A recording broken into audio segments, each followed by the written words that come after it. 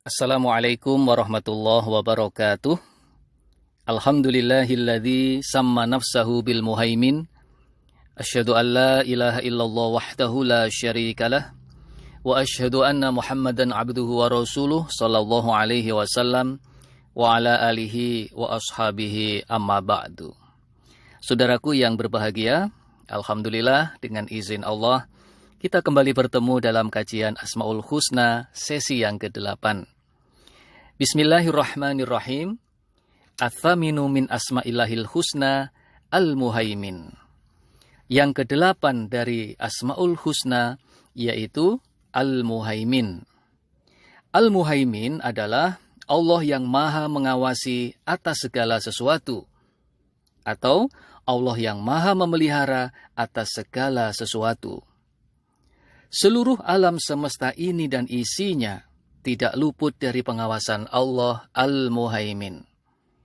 Ucapan kita, perbuatan kita, gerak-gerik kita, baik yang zahir maupun yang di dalam hati, semua di bawah pengawasan Allah Al-Muhaimin.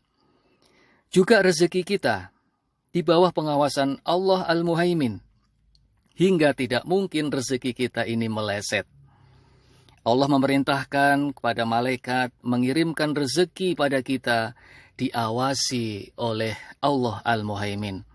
Sehingga rezeki itu sampai kepada kita. Tidak mungkin nyasar ke tetangga atau ke orang lain.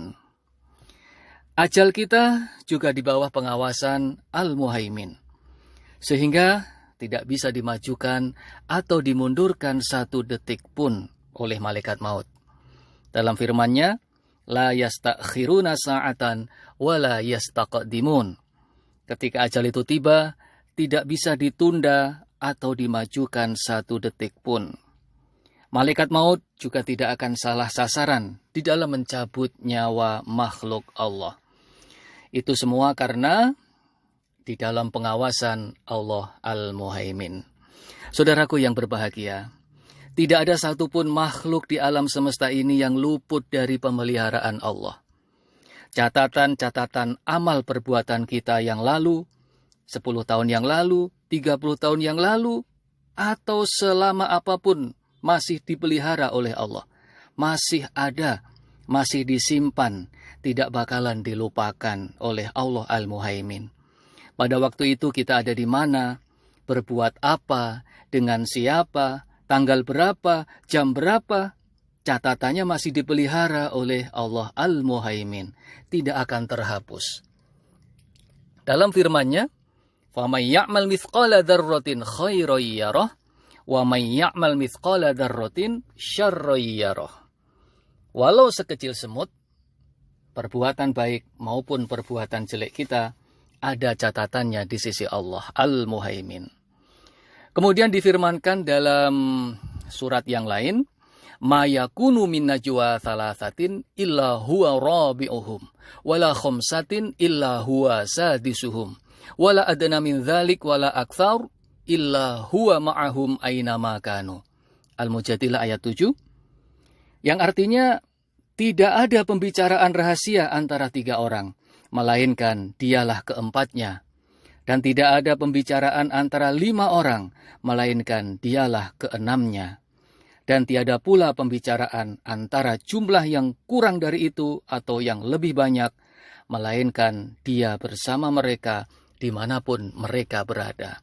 Itulah Al-Muhaimin yang maha mengawasi, yang maha memelihara. Kemudian dalam firman Allah yang lain, yastakhfuna minan nas wala yastakhfuna minallah. An-Nisa ayat 108.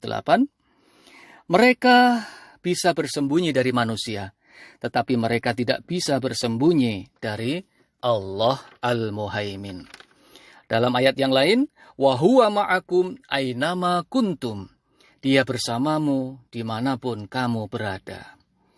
Saudaraku yang berbahagia, Al-Muhaimin adalah Dia yang mengawasi dan memelihara langit dan bumi ini dan segala isinya tanpa rasa lelah dan lengah sedikit pun. Difirmankan dalam Al-Baqarah, la ta'khuduhu sinatu wala naum. Dia tidak mengantuk dan tidak tidur. Kemudian dalam kalimat yang lain, wala ya'uduhu hifdzuhuma, dan dia tidak merasa berat memelihara keduanya, memelihara langit dan bumi. Itulah Allah Al-Muhaimin. Saudaraku yang berbahagia, jika kita mengimani dan meyakini nama Allah Al-Muhaimin, maka akan membuahkan sikap atau perilaku. Yang pertama, kita akan selalu merasa diawasi oleh Allah dalam setiap keadaan. Gerak-gerik kita, tidur kita, bangun kita, bicara kita, sampai yang ada di dalam hati kita, semua dalam pengawasan Al-Muhaimin. Yang kedua, kita akan merasa malu kepada Allah untuk berbuat maksiat atau meninggalkan perintah-perintah Allah, karena Allah selalu mengawasi kita.